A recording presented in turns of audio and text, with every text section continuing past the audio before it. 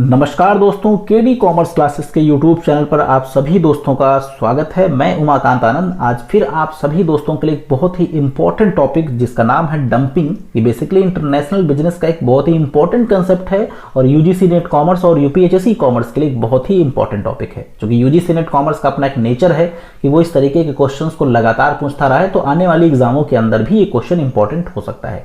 इसलिए बहुत ही जरूरी है कि आपको इन तरीके के कंसेप्ट पर पूरी जानकारी होनी चाहिए।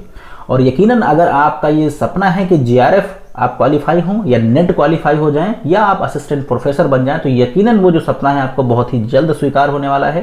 क्योंकि दोनों एग्जाम में बिल्कुल सर पे हैं और अगर आपने बड़ी शिद्दत और ईमानदारी से तैयारी करी तो यकीनन वो सपना बहुत दूर नहीं, बहुत ही जल्द आप उस सपने को साकार कर लेंगे। बस जरूरत दो चीज़ों की है कि आपके जो हौसले हैं वो बिल्कुल बुलंद होने चाहिए और आपका जो मोटिवेशन है, आपकी जो अंदर पढ़ने की आग है, तैयारी की जो आग है, वो लगातार जलती रहनी चाहिए। तो यकीनन एग्ज़ाम क्वालिफाई करना कोई बहुत ही बड़ी बात नहीं है। सिर्फ ज़रूरत है कि आपको एग्ज़ाम की रिक्वायरमेंट को समझना, और एग्ज़ाम की रिक्वायरमेंट को अगर आप समझ गए तो बहुत ही जल्द आप अपनी चाही हुई जो चीज़ें हैं, चाही हुई जो आपकी प्रोफाइल है, वो जल्द से जल्द आपको मिल जाएगी। तो चलिए लेक्चर को स्टार्ट करते हैं और एक बहुत ही ज़बरदस्त टॉपिक जिसका नाम डंपिंग है, इस डंपिंग पर हम लोग आज वार्तालाप स्टार्ट करेंगे। डंपिंग जो कंसेप्ट है ये फेवरेट कंसेप्ट है आपका यूजीसी का, क्योंकि क्वेश्चन इसमें घुमा फिरा के कई ना कई तरीके से पूछे ही जाते हैं। आप चाहें तो हमने एक बेसिकली एक प्लेलिस्ट तैयार करी हुई है और वो प्लेलिस्ट जो है आपका प्रीवियस ईयर पेपर एनालिसिस पे है, जिसमें हमने लगभग हमारा जो एवरेज वीडियो हो 1 घंटे से मतलब ज़्यादा ही जाएगा। इस वजह से क्योंकि हमने हर क्वेश्चन को बहुत डिटेल के अंदर डिस्कस किया है और पूरी में कोशिश की है कि हर पेपर को बहुत डेप्थ के अंदर पढ़ा जाए ताकि कोई भी कंसेप्ट नहीं छूटना चाहिए। तो उन कंसेप्ट के आधार पर, उस एनालिसिस के आधार पर मैंने पाया कि ये जो डंपिंग है ना, इसने तो मतलब वाट लगा रखी है। हर एग्जाम के अंदर कहीं ना कहीं क्वेश्चन इसका पूछा गया है, तो इसलिए इसको डिटेल के अंदर आप डिस्कस कर लिया जाए। तो देखिए, कहा गया कि dumping is a term common in international trade. Dumping शब्द जो है इंटरनेशनल ट्रेड में बिल्कुल कॉमन है। जो हमारे पुराने साथी हैं जो यूजीसी नेट की तैयारी बहुत दिनों से कर रहे हैं, जो क्वालिफाई भी हो चुके हैं या वो जीआरएफ के लिए पढ़ रहे हैं या असिस्टेंट प्रोफेसर के लिए पढ़ रहे हैं, उनके लिए डंपिंग शब्द बिल्कुल कॉमन होगा। लेकिन जो मेरे नए साथी होंगे उनके लिए टर्म जो होगा अभी फैमिलियर नहीं होगा। तो इंटरनेशनल बिजनेस का बड़ा कॉमन टर्म है। We can say that it is an unfair strategy. Dumping क्या है, ध्यान समझिएगा। डंपिंग एक अनफेयर स्ट्रेटजी है। दैट मीन्स कि क्या है, गलत तरीका है by an exporting nation to gain market share in importing nation. ये डंपिंग क्या है, एक गलत तरीका है जो एक एक्सपोर्टिंग नेशन इंपोर्टिंग नेशन के अंदर इस्तेमाल करता है। यानी डंपिंग क्या है, गलत एक्टिविटी है जो एक एक्सपोर्ट करने वाला नेशन इंपोर्ट करने वाले नेशन के अंदर क्या है कि ये एक्टिविटी इस्तेमाल की जाती है। अब क्या किया जाता है डंपिंग के अंदर, उसको समझिए। भाई गलत है तो ऑब्वियसली कुछ ना कुछ तो किया जाता होगा। तो क्या किया जाता है, an exporting country reduce the prices of their product to gain market share in foreign market. देखिए चाल देखिए किस तरीके की चली गई कि एक्सपोर्टिंग कंट्री क्या करती है, अपने प्रोडक्ट के प्राइस को कम कर देती है। कहां पे, जहां पे उस प्रोडक्ट को एक्सपोर्ट कर रही है। यानी एक्सपोर्टिंग कंट्री ने अपने प्रोडक्ट के प्राइस को उस देश के अंदर कम कर दिया जहां पे वो एक्सपोर्ट कर रही है, प्राइस उसका कम कर दिया। अब जब प्राइस कम हो जाएगा तो उसकी वहां डिमांड बढ़ेगी। दैट मीन्स कि उसका मार्केट शेयर जो हो जाएगा बढ़ जाएगा। तो यानी डंपिंग एक ऐसी एक्टिविटी जहां पे एक एक्सपोर्टिंग कंट्री इंपोर्टिंग कंट्री के अंदर अपने प्रोडक्ट को लो प्राइस पे सेल करके मार्केट शेयर को कैप्चर करने की कोशिश करती है, उसे हम क्या बोलते हैं, डंपिंग। आई थिंक ये बात आपको पकड़ में आ गई होगी, चीजें आपको समझ में आ रही होंगी। आगे बढ़ेंगे। The price at which country export are even less the price they are charged for the same product at his home country। ध्यान से समझिएगा। कहा गया कि जो एक्सपोर्टिंग कंट्री के अंदर प्राइस होगा वो प्राइस अमूमन लेस होगा उस प्राइस से जो प्राइस अपने देश की कंट्री के अंदर है। जैसे एग्जांपल के लिए मान लीजिए कि भारत जो है, चाय का एग्जांपल लेते हैं, बड़ा फैमिलियर एग्जांपल है, मजा आ जाएगा सुन के क्योंकि चाय पीने की आदत सभी को ही है। जैसे एग्जाम्पल के लिए मान लीजिए कि हम लोगों की जो चाय है भारत के अंदर बिकती है मान लो 500 रुपये पर केजी। उसी चाय को हमने एक्सपोर्ट किया, सपोज दैट कोई अच्छे देश के अंदर, कोई अच्छा देश ले लेते हैं। तो अच्छा देश मान लीजिए हमने ब्रिटेन ले लिया, वैसे ब्रिटेन ठीक देश नहीं, ले लेते हैं एग्जाम्पल में। हम अपने यहाँ बेचते हैं 500 रुपये पर केजी। ब्रिटेन के अंदर हमने उसी चाय को 400 रुपये पर केजी पे बेचना स्टार्ट किया। इससे क्या होगा कि ब्रिटेन के अंदर और भी लोग चाय बेचते थे जो हमसे महंगी बेचते थे, लोगों ने हमारी चाय खरीदना स्टार्ट कर दिया और सारे कस्टमर मेरी तरफ आ गया। यानी हमने क्या किया, हमने वहां का मार्केट शेयर बढ़ा लिया। तो ये जो एक्टिविटी है ये क्या है, ये डंपिंग है, इसी को बोलते हैं dumping. I think concept clear हो गया होगा। थोड़ा सा हम लोग आगे और कुछ फैक्ट्स पे काम करेंगे। कहा गया द एक्सपोर्टिंग कंट्री में even drop the price below the cost. कहा गया कि एक्सपोर्टिंग कंट्री कभी कभी अपने प्रोडक्ट के प्राइस को कॉस्ट से भी ज़्यादा कर देती है to destroy the local competition, यानी कॉम्पिटिशन को ख़त्म करने के लिए बेसिकली क्या होता है कि हम अपने प्रोडक्ट के प्राइस को कॉस्ट से भी नीचे कर देते हैं। इसका बहुत अच्छा एग्जाम्पल आप मोदी जी नहीं, आपके अंबानी साहब को ले सकते हैं। अंबानी ने क्या किया, ये डंपिंग अपने देश के अंदर ही इस्तेमाल कर दिया। यानी उन्होंने क्या किया कि जो 4G सोचिए सपना हुआ करता था। पहले क्या था, अगर आपको ध्यान हो 2016 से पहले का समय, तो 2G इंटरनेट 197 के आता था। रात में वीडियो डाउनलोडिंग के लिए लगाइए और वो अगले दिन डाउनलोड होता था। ये खेल था, यानी 4G सपना ख्वाब होता था। और ये अंबानी साहब आए, इन्होंने रातों रात 4G लॉन्च कर दिया और फ्री में 6-7 महीने इंटरनेट बांटा, कॉलिंग वॉलिंग सब फ्री। तो आप सोचिए क्या ये कौन सा तरीका है, यानी कॉस्ट से भी नीचे इन्होंने क्या किया, चीजें सेल करी। और उसका परिणाम देखिए क्या हो गया कि आज की डेट में पूरी कंपटीशन ध्वस्त कर दी। आपको ध्यान होगा पहले एयरसेल, डोकोमो, तमाम कंपनियां हुआ करती थी जो आज की डेट में आपको सिर्फ और सिर्फ हिस्ट्री में दिखती हैं, एक्चुअली खत्म हो गई। तो दैट मीन्स यही स्ट्रेटजी क्या है, अगर ये सेम स्ट्रेटजी हम दूसरे देश में इस्तेमाल करें तो क्या हो जाएगा, तो इसे हम बोलेंगे डंपिंग। आई थिंक क्लियर हो गया होगा। यानी हम कॉस्ट से भी नीचे जाके वहां प्रोडक्ट खत्म बेचते हैं ताकि वहां का कंपटीशन डिस्ट्रॉय कर दें।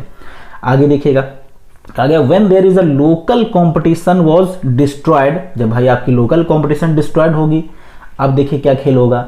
अब आप क्या करेंगे, कंपटीशन खत्म, फिर धीरे धीरे मोदी मोदी जी यार पता नहीं कहाँ से आ जा रहे हैं, बीच में आपके जो बेसिकली अंबानी की तरीके से क्या करेंगे, थोड़ा थोड़ा रेट बढ़ाएंगे। यानी फिर क्या करेंगे, आप रेट बढ़ाएंगे और रेट बढ़ा के क्या होगा कि बाद में आप प्रॉफिट कमाने का जो खेल है वो खेल आप जारी कर देंगे। तो दैट मीन्स कहीं ना कहीं ये एग्जाम्पल आपके लिए सुइटेबल रहेगा। एक स्टेटमेंट है जो एग्जाम के अंदर लिए इंपॉर्टेंट हो सकता है, इसलिए इस पर हम वहाँ बातचीत करेंगे। देखिए कहा गया कि we can say that higher price in home country, ये स्टेटमेंट ध्यान रखिएगा, यूजीसी स्टेटमेंट उठा के पूछ लेता है एग्जाम में। We can say that a higher price in home market helps to subsidise the low price in the foreign market. Question statement में आ सकता है, क्वेश्चन में स्टेटमेंट में लिखा होगा इसका कि एक हायर प्राइस अगर होम कंट्री के अंदर है तो ये आपको सब्सिडाइज कर रहा है कि आप फॉरेन मार्केट में क्या करें कि कम प्राइस पे उसी प्रोडक्ट को सेल करें। यानी हम भारत के अंदर उसको महंगा बेच रहे हैं, दूसरे देश में इसीलिए हम सस्ता बेच रहे हैं क्योंकि हमें यहाँ से हम प्रॉफिट कमा के आपके यहाँ इक्विवेलेंट कर ले जा रहे हैं। तो ये स्टेटमेंट पूछा जा सकता है। आगे बात करें हम तो डंपिंग क्या है, डंपिंग एक बेसिकली प्राइस स्ट्रेटजी है जिसे हम प्राइस डिस्क्रिमिनेशन प्रैक्टिस भी बोल सकते हैं। तो प्राइस डिस्क्रिमिनेशन में भी क्या होता है कि अलग अलग प्रोडक्ट कस्टमर को अलग अलग रेट पे प्रोडक्ट बेचते हैं। सेम खेल इधर खेला जा रहा है कि हम लोग क्या कर रहे हैं, अपने देश में अलग रेट बेच रहे हैं और तुम्हारे देश के अंदर अलग बेच रहे हैं। तो ये बेसिकली डंपिंग है। तो ये डंपिंग का कंसेप्ट आ गया होगा। अब इसमें बड़ी चीजें हैं, इसके अंदर क्या है कि कुछ टाइप्स हैं जिनसे भी क्वेश्चन बनता है। आप जून 2019 का पेपर उठा के देख लीजिए। अभी आप जाइएगा हमारे प्लेलिस्ट के अंदर, आप देखिएगा प्रीवियस ईयर पेपर एनालिसिस की एक प्लेलिस्ट है, करीब करीब आपको उसमें बहुत सारे पेपर्स मिल जाएंगे। तो वहाँ पे 2019 का उठा के देखिए, 2018 का उठा के देखिए, 17 का देखिए, कहीं ना कहीं आपको डंपिंग जो है वो मिल ही जाएगा। अब देखिए जो डंपिंग के रीजन्स हैं वो क्या हैं, क्योंकि ये स्टेटमेंट में रीजन्स पूछ लेता है।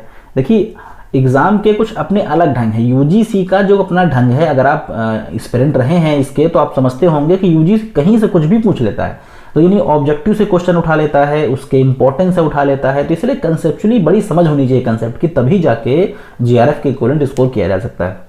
देखिए तो रीजन क्या है, to gain the market share. Importing country के अंदर अगर मार्केट शेयर बढ़ाना हो, अपने कस्टमर्स बढ़ाने हो तो आप डंपिंग कर सकते हैं। Destroy the local competition, competition खत्म करना चाहते हैं तो डंपिंग कर सकते हैं।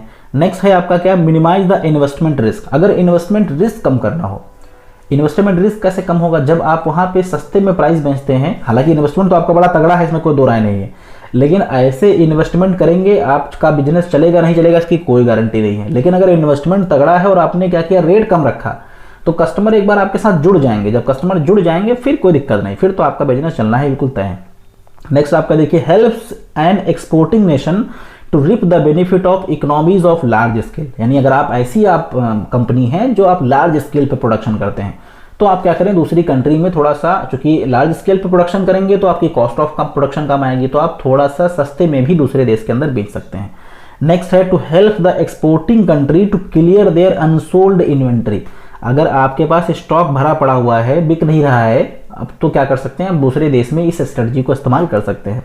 नेक्स्ट आपका, it help the company to reduce the price in domestic market. यानी इसका ये भी फायदा होता है कि एक बार अगर हम दूसरे देश के अंदर अपने पैर जमा लें, वहां प्रॉफिट हम कमाने लगे, तो हम लोकल मार्केट में अपने प्राइस को क्या कर सकते हैं, बाद में कम भी कर सकते हैं।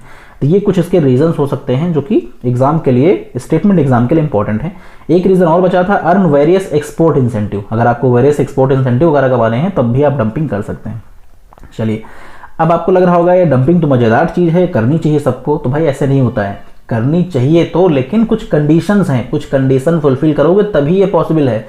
अब क्या आपको लगता है कि 6 महीने जो 4G है वो हर कोई फ्री बांट सकता है? या नहीं बांट सकता। ये तो सिर्फ और सिर्फ मुकेश अंबानी जी और मोदी जी की बनी सांठगांठ थी, यानी कि उनके अच्छे रिलेशन थे, तब जाके ये डंपिंग, चूंकि अभी स्टार्टिंग में बढ़ा कि डंपिंग कैसी एक्टिविटी है, ये आपकी ठीक एक्टिविटी नहीं है, इलीगल एक्टिविटी है। लेकिन वो इलीगल एक्टिविटी हमारे देश में लीगली तरीके से चली। दैट मीन्स ये खेल सबका नहीं है, ये कुछ कंडीशंस पे खेल खेला जा सकता है। तो कंडीशन क्या है आपकी, the company must have some degree of monopoly on the product, यानी आपकी मोनोपोली होनी चाहिए। अगर प्रोडक्ट पे मोनोपोली नहीं होगी तो आप अलग अलग कस्टमर को अलग अलग रेट पे नहीं बेच सकते, यानी प्राइस डिस्क्रिमिनेशन वाली कंडीशन यहाँ भी अप्लाई हो रही है। दैट मीन्स कि एटलीस्ट होम कंट्री के अंदर, भले चलो फॉरेन कंट्री में मोनोपोली नहीं है, तो एटलीस्ट होम कंट्री में तो मोनोपोली होनी जरूरी है, तभी ये सक्सेस हो सकता है काम। नेक्स्ट देखिए, for a buyer in the foreign market it should be impossible to resell the product. जो प्रोडक्ट है वो रीसेल ना हो सके। अब मान लीजिए ऐसा प्रोडक्ट है जो रिसेल हो जाता है, तो अगर वो प्रोडक्ट रिसेल हो जाएगा तो कभी भी आप बेसिकली डंपिंग नहीं कर सकते हैं। तो डंपिंग के लिए क्या है, रिसेल नहीं होना चाहिए, ध्यान रखिएगा। ये क्वेश्चन या आ सकता है, क्वेश्चन पूछा जाएगा निम्नलिखित में से कौन सी कंडीशन डंपिंग के लिए है। स्टेटमेंट बहुत आते हैं यूजीसी में, तो ये क्वेश्चन बन सकता है बिल्कुल। नेक्स्ट देखिए, elasticity of demand in home and foreign market should be different, यानी कि जो इलास्टिसिटी हो, एक जगह इनइलास्टिक हो, एक जगह मतलब इलास्टिक हो बेसिकली। दैट मीन्स कि प्राइस का जो इफेक्ट है वो डिमांड पे कहीं किसी कंट्री में पड़े, किसी कंट्री में नहीं पड़े, ये चीज़ भी होनी जरूरी है। इसके अलावा कहा जाए clear distinct between home country and foreign market, यानी होम मार्केट और फॉरेन मार्केट में डिफरेंट होने चाहिए। दोनों देशों के कल्चर अलग हो, दोनों देशों के बाइंग बिहेवियर अलग हो, यानी वहाँ का सिस्टम बिल्कुल अलग होना चाहिए। इसके अलावा वहाँ के जो कस्टम है, नेशनलिटी है, लैंग्वेज है, करेंसी है, ये सब कुछ अलग अलग। अभी तो ऑब्वियसली हर अलग ही होगा भाई, दूसरे देश की करेंसी अलग होगी, कल्चर अलग होगा, तो ये सारी चीज़ें अलग होनी चाहिए, ये सब कंडीशंस के पार्ट हैं। अब हम लोग बात करेंगे एक बहुत ही ज़बरदस्त जो टॉपिक है उसके अंदर की इंपॉर्टेंट चीज़ें, टाइप्स। इसके 4 टाइप्स हैं और चारों के चारों बड़े इंपॉर्टेंट हैं। सबसे पहले आपका है sporadic dumping, predatory dumping, persistent, या जिसे हम लोग एक और इसका नाम है आगे हम लोग पढ़ेंगे, परसिस्टेंट डंपिंग और रिजर्व डंपिंग। तो इन चारों डंपिंग को यहाँ पे डिटेल के अंदर डिस्कस किया जाएगा। तो सबसे पहले हम बात करेंगे आपका स्पोरेडिक डंपिंग क्या होता है। तो देखिए, कहा गया manufacturer practice sporadic dumping to get rid of excess merchandise. अगर आपके पास बहुत ज़्यादा गुड्स हो जाए, जैसे आपके पास जो है सप्लाई बहुत ज़रूरत से ज़्यादा हो जाए, तो जब ज़रूरत से ज़्यादा सप्लाई हो जाती है तो उस केस में इस डंपिंग का इस्तेमाल किया जाता है। यानी a manufacturer with unsold inventory avoid starting price war in home market to preserve competition position. यानी कहा गया कि बेसिकली का जो अनसोल्ड आपके पास इन्वेंट्री है उनको क्या किया जाता है, उनको डिस्ट्रॉय कर दिया जाता है। आप सोचिए कितना ये बड़ा कॉम्प्लिकेटेड काम, हर कोई नहीं कर पाएगा। यानी आपके पास एक्स्ट्रा इन्वेंट्री है तो उनको आपने क्या किया, उनको डिस्ट्रॉय कर दिया, खत्म कर दिया। इसलिए खत्म कर दिया क्योंकि अगर आप उसी इन्वेंट्री को मार्केट में डंप कर देंगे तो मार्केट में डंप करने का जो परिणाम होगा, परिणाम ये हो जाएगा कि बेसिकली आपके लिए कहीं ना कहीं आपको कई तरीके के नुकसान हो सकते हैं, कंपटीशन मार्केट के अंदर जो है वो बढ़ सकता है। तो इसीलिए ये तरीका भी इस्तेमाल किया जाता है। तो जो स्पोरेडिक डंपिंग का कंसेप्ट है आपको क्लियर हो गया होगा, यानी एक ऐसी स्ट्रेटजी जहां पे एक कंपनी अपने एक्सेस स्टॉक को डिस्ट्रॉय कर देती है। डिस्ट्रॉय इस वजह से कर देती है ताकि अगर वो प्रोडक्ट को मार्केट के अंदर डंप करेगी तो उससे क्या होगा, सप्लाई ज्यादा होगी, रेट कम हो जाएगा, तो उससे कंपटीशन जो होगी, उसकी कंपटीशन वाली सिस्टम जो है खत्म हो जाएंगे। तो एक ऐसा भी तरीका है बेसिकली जो फॉरेन मार्केट के अंदर इस्तेमाल किया जाता है। इसी को अगर थोड़ा सा आप और समझें, यानी another method is to have excess supply dump. कहा गया एक और इसका मेथड क्या है कि एक्सेस सप्लाई को आप क्या करें, डंप कर सकते हैं in foreign market where the product is normally not sold.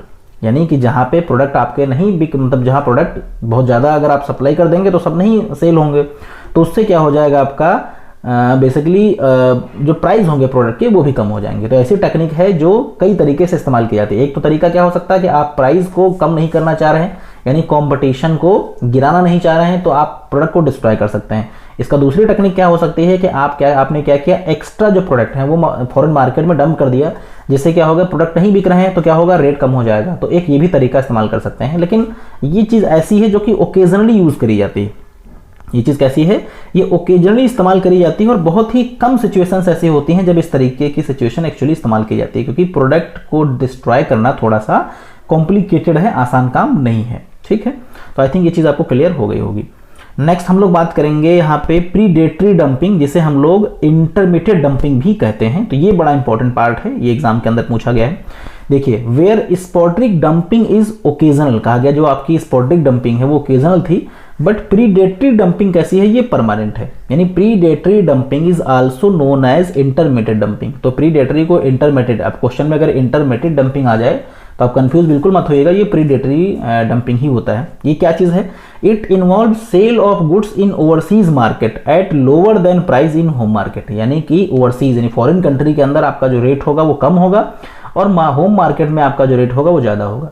So this is setting at a loss to gain access market and eliminate competition. यानी बेसिकली इसके अंदर हम क्या करते हैं, मार्केट में अपना शेयर बढ़ाना चाहते हैं और कॉम्पिटिशन को कम करना चाहते हैं।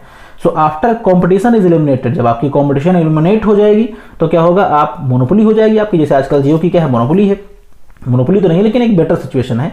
तो जब आपकी मोनोपोली सिचुएशन होगी तो आप क्या कर सकते हैं, अब आप प्राइस को इंक्रीज कर सकते हैं और आप आने वाले वक्त में वहां पे ज्यादा फायदा कमा सकते हैं। बट इसका एक डिसएडवांटेज क्या है कि जो पुराने कॉम्पिटिटर थे वो फिर से मार्केट को रिज्वाइन कर सकते हैं और फिर से एक बार जबरदस्त कॉम्पिटिशन मार्केट में आ सकता है। तो ये बेसिकली प्रीडेटरी डंपिंग होता है।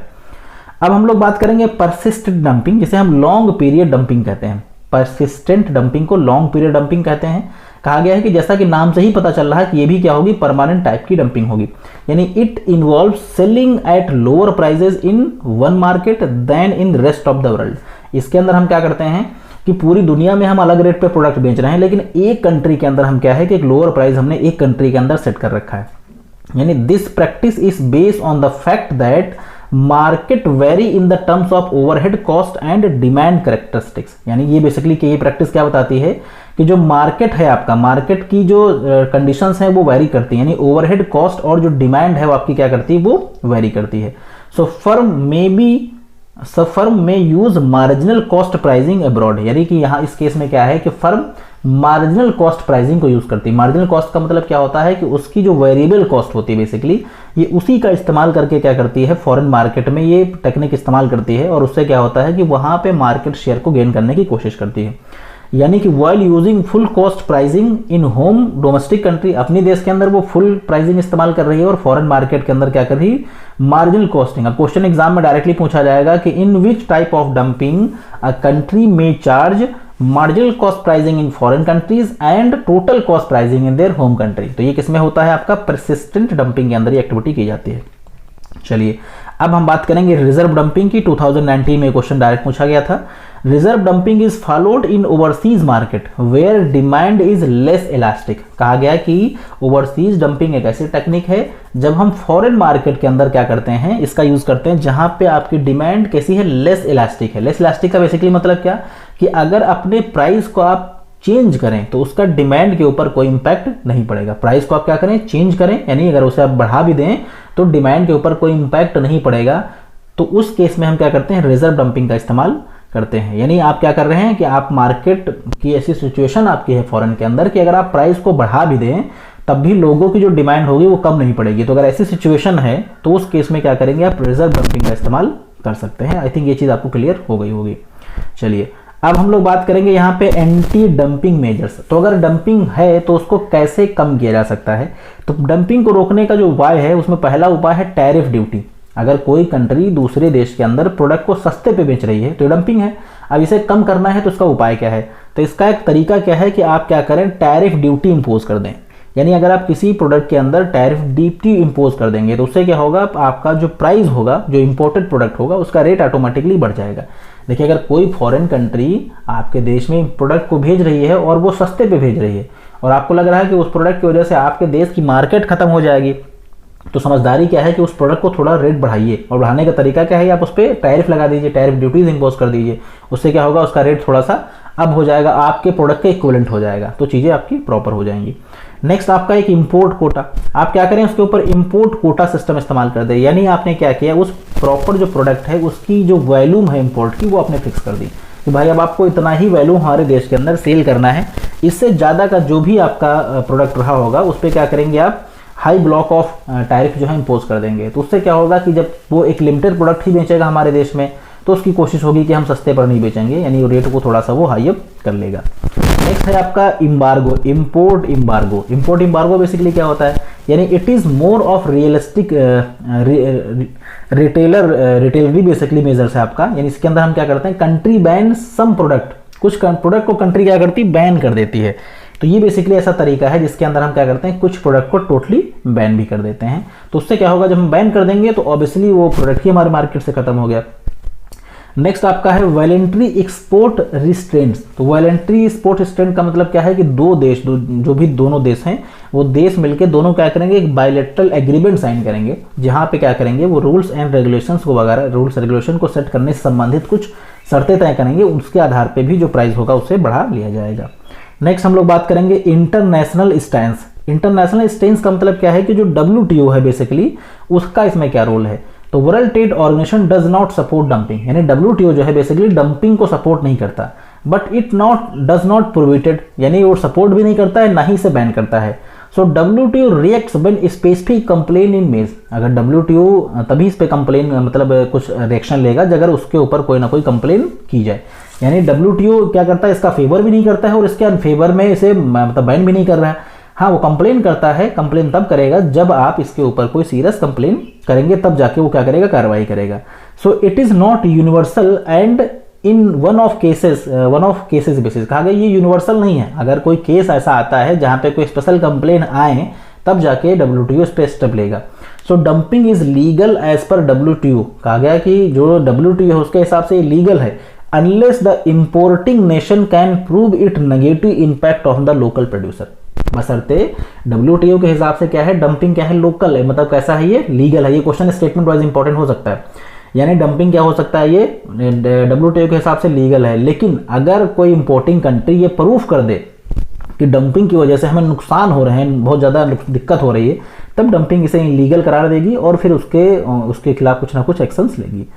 तो आई थिंक जो लेक्चर आपके लिए ये डंपिंग का ये कंसेप्ट आपको बेटर लगा होगा। अगर आपको ये लेक्चर अच्छा लगा, इंफॉर्मेटिव हो, आपके लिए हेल्पफुल हो तो आप हमारे इस वीडियो को लाइक कर सकते हैं, और अगर आपको लगता है कि हमारे जो लेक्चर्स हैं वो आपकी एग्जाम के लिए इंपॉर्टेंट हो सकते हैं तो उसलिए आप हमारे चैनल को सब्सक्राइब कर सकते हैं और इस वीडियो को फ्रेंड के साथ भी शेयर कर सकते हैं। आपने समय दिया इस पूरे लेक्चर को देखने के लिए, so thanks for watching this video, have a nice day.